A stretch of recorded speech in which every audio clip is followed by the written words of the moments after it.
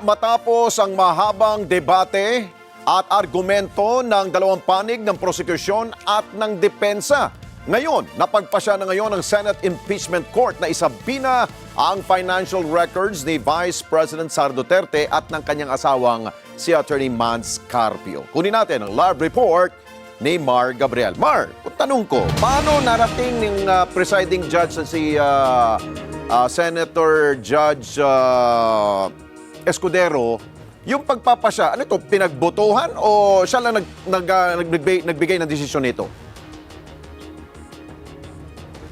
Well, ang sabi ng impeachment court, ibinase nila Alex sa batas at sa mga nakaraang impeachment trial, yung desisyon nila na isabina nga itong mga bank records at BIR documents ni VP Sara at asawang si Mans Carpio at yung mga korporasyon na inuugnay sa kanila. Alex, walang nangyaring botohan at ang sabi ng impeachment court, ang desisyon ng presiding officer ay desisyon ng korte. Sa aming pananaw, sa dami ng hinihing dokumento, para po itong nagtatapon po tayo sa dagat ng isang napakalaking lambat at umaasa tayo na kahit papano may mabingwit kahit isang pirasong ebidensya. Ganyan inilarawan ng defense team ni Vice President Sara Duterte ang hiling na sabina ng prosecution panel para sa bank records at tax document ni VP Sara, asawang si Mans Carpio, at 22 negosyo na iniuugnay sa kanila. Sa pagtatanong ni Senator Judge Pia Cayetano, iginiit ni Attorney Michael Poa na walang ultimate facts at ebidensya na kalaki pang impeachment complaint laban sa pangalawang Pangulo. Hindi rin daw tukoy ng prosecution kung aling eksaktong mga dokumento ang kailangan nila. Kaya kung papayagan daw ito, masasagasaan ang karapatan sa due process ng pangalawang Pangulo. Ang posisyon po ng depensa dito ay subpoena and a search warrant are very much similar in that both are compulsory processes. No? So, yes, hindi tayo papasok sa bahay ng isang tao o ng nasasakdal, but it will be intrusive because we will be opening up all the financial transactions for, sabi nga dito, almost 20 years of the respondent. Kaya po, katulad ng isang search warrant, the things that we are asking for through a subpoena must be particularly described.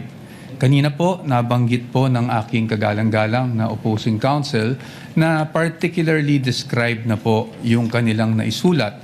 However, the defense does not agree with that proposition because if we look at it, tama naman po, nakasulat po dito ng hinihingi nila ay account opening and maintenance records, KYC documents, information files, signature cards, all account and transaction records, ledgers, journals. Basically, Your Honors, this is everything.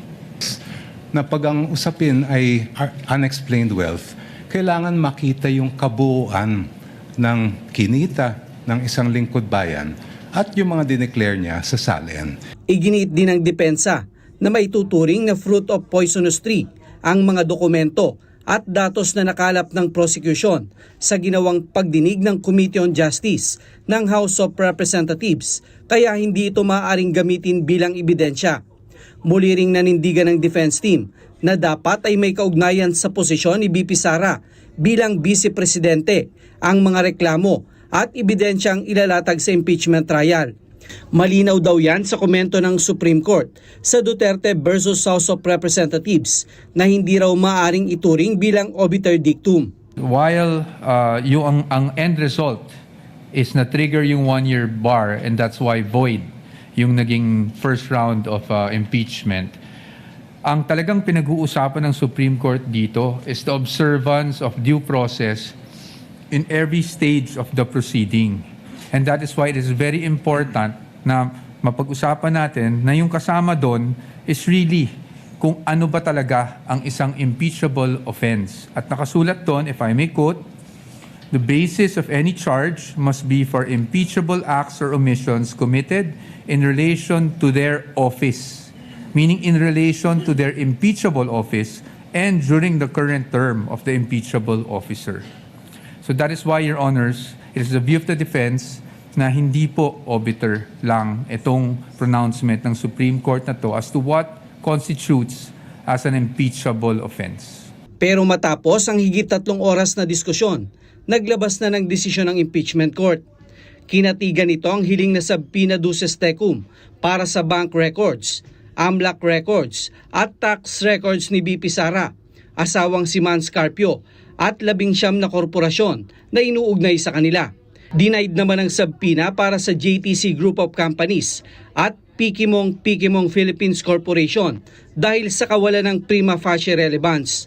The request for subpoenas directed to the concerned banking institutions covering the accounts of respondent, Attorney Manasseh Carpio, separately or jointly, the partnership of Carpio lawyers, and the 19 listed corporate entities is granted. The banks are ordered to submit to the Clerk of Court the documents on July 30, 2026 at 9 a.m. with the attendance of parties and counsels.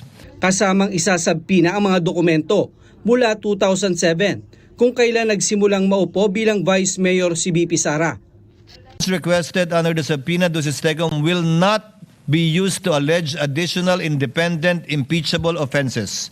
The court will not allow this in adherence to the doctrine laid down in Duterte v. HOR, as this will violate the respondent's right to be informed of the nature and cause of the accusations against her and her rights to due process at every stage of the proceedings. Rather, the court will only allow these records to be used to establish a factual baseline against which the respondent's assets, financial transactions, and business interests during her present term may be assessed.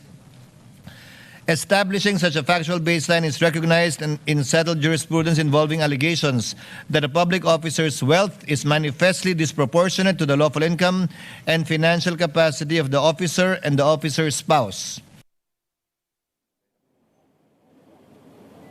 Alex, ipinasabpina rin ng impeachment court si BIR Commissioner Charlito Martin Mendoza na pinaharap sa Clerk of Court sa alas 9 ng umaga sa July 30, 2026. Sabi ni Attorney Reginald Tungol, ang tagapagsalita ng impeachment court, bago ang deadline kailangang humingi na ng authorization itong si Secretary Mendoza o itong si Commissioner Mendoza kay Pangulong Ferdinand Marcos Jr.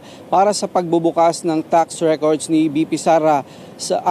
Base na rin yan dun sa Section 270 ng National Internal Revenue Code. Kung wala raw clearance mula sa Pangulo, hindi papayagan ng impeachment court na matalakay ang mga BIR records na yan sa pagpapatuloy ng paglilitis. Alex. Okay, Mar, isang tanong na lang, no? Dahil wala na tayong oras, no? Ang utos ba ng impeachment court ay very specific, particular doon sa mga detalye, no, na ilalagay doon sa, especially doon sa bank records ni VP Sara at ng asawa niya.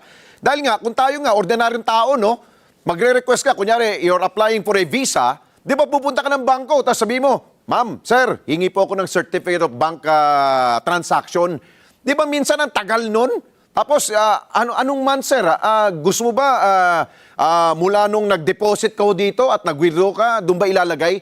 Hindi narinig ko kanina sa desisyon ni Presiding Judge Escudero, wala siyang sinabing ganon. Ano ba ilalagay doon? Yung total lang ba o kailangan nakita yung withdrawal, yung deposit, nandun nakalagay?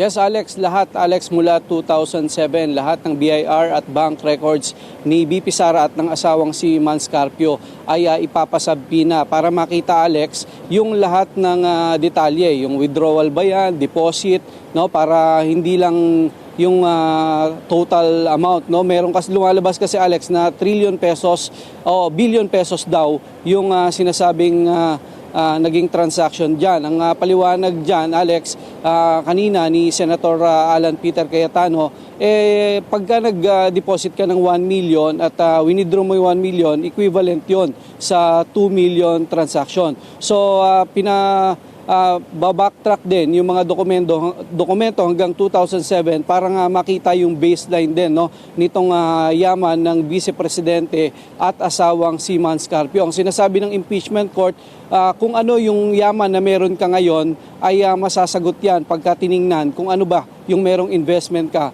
mula nung 2007. Oo, Alex. dahil kung ako ang depositor, ako yung kliyente ng bangko, pag may utos ang korte, sasabihin na kailangan ilabas yun yung kompletong detalye na. Pero kung ako ang client, kausapin kong bangko, pwede ba Huwag yung ilagay lahat. Pwede mong ganun? O merong, ano ba yan? Mako-contempt ba ang bangko kung hindi nila ilalagay ang buong detalye ng kanyang banking transaction ni VP Sara?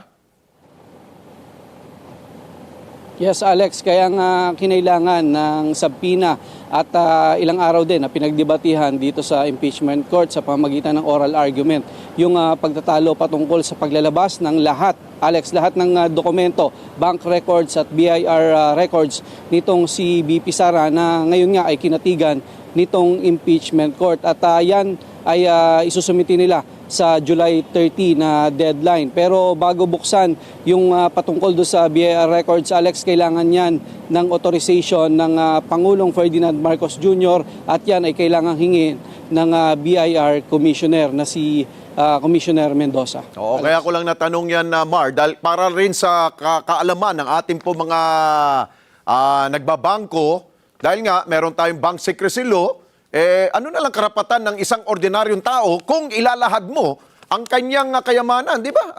Yun lang. Gusto ko lang, kung talaga bang very powerful ang korte na kailangan diktahan ng bangko, nawala yung privacy ng isa pong depositor nila. Yun lang. So maraming salamat sa iyo, Mar Gabriel. Mata natin, dyan po sa Senado.